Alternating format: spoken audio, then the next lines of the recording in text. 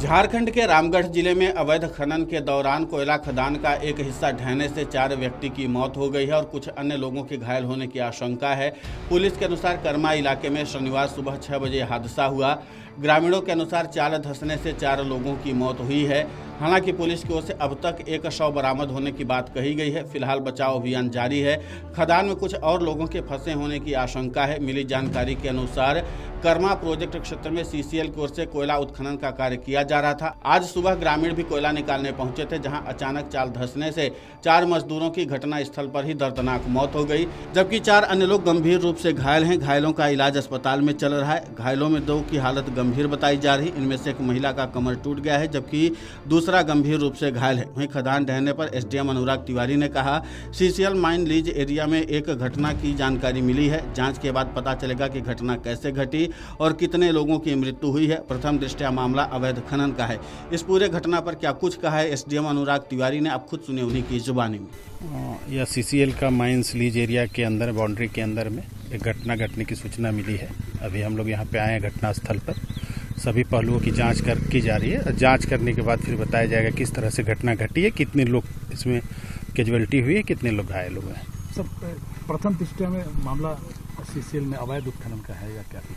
हाँ, सीसीएल के अंदर में ही अवैध उत्खनन का मामला लगा। वहीं रामगढ़ जिले में कोयला खदान दुर्घटना पर भाजपा के प्रदेश अध्यक्ष बाबूलाल मरांडी ने कहा, झारखंड में लोगों को जोखिम में डालकर खदानों में काम करवाया जा रहा है। खदान धंसने से लोगों की मौत भी हो जाती है। सीधे तौर पर यह सब प्रशासन की देखरेख में ही होता है।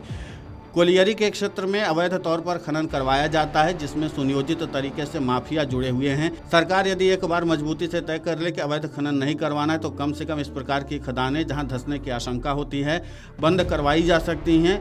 ये सब कुछ सरकार के संज्ञान में है, बल्कि हमारा कहना है कि सरकार की देखरेख में ही सारे काम होते हैं। और क्या कुछ कहा है बाबूलाल मरांडी ने, आप खुद सुने उन्हीं की जुबानी में। देखिए, देखना क्या है कि झारखंड में जिस प्रकार से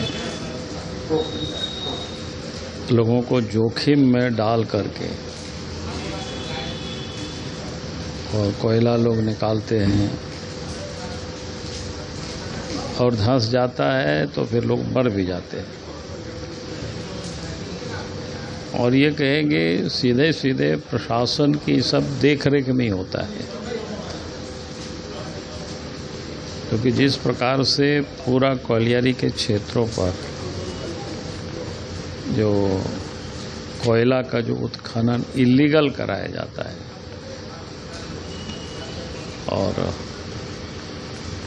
उसमें एक बड़ा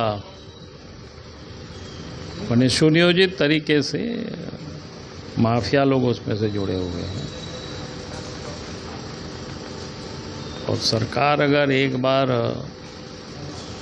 मजबूती से तय कर ले कि नहीं, हमें इलीगल नहीं कराना है और कम से कम इस प्रकार की खदान जहाँ पर धंसने की जो संभावना होती है, कोई ऊपर में चुनता है अलग इशू है, लेकिन जहाँ इतना बड़े बड़े गड्ढे खदान खोद करके लोग कोयला निकालते हैं, वहाँ तो गरीबों से कोयला को निकाला जाता है, निकलवाया जाता है। फिर बड़े कोई एक मध्यम वर्ग के जो कोयला कारोबारी होता है उनके पास लोग बेचते हैं, फिर बड़े लोगों के पास बेचते हैं और फिर बाहर ट्रकों से हाईवा से कोयला जाता है।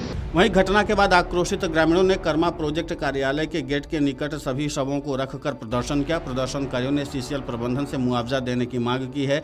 राजू महतो और अंजुम अंसारी समेत अन्य ग्रामीणों का कहना है कि माइनिंग एक्ट के तहत सीसीएल की ओर से जहां भी उत्खनन का काम किया जाएगा उसके चारों बैरिकेडिंग और फेंसिंग की जाएगी, ताकि उस इलाके में अवैध खनन न हो सके। ऐसी स्थिति में मौके पर सुरक्षा के तमाम मानकों को दरकिनार कर सीसीएल की ओर से उत्खनन किया जा रहा था। इतना ही नहीं, खदान के पास सुरक्षा कर्मियों की भी तैनाती नहीं की गई थी, जिसके कारण ग्रामीण अपने दैनिक दिनचर्या के लिए कोयला चुनने गए थे और एक बड़ा हादसा हो गया। अब देखना महत्वपूर्ण होगा कि जिस तरीके से प्रशासन की ओर से राहत और बचाव कार्य चल रहा है, उसके बाद कितने और लोगों को सुरक्षित बचाया जा सकता है और कितने और लोगों की जानकारी मिलती है। Video desk amarujala.com।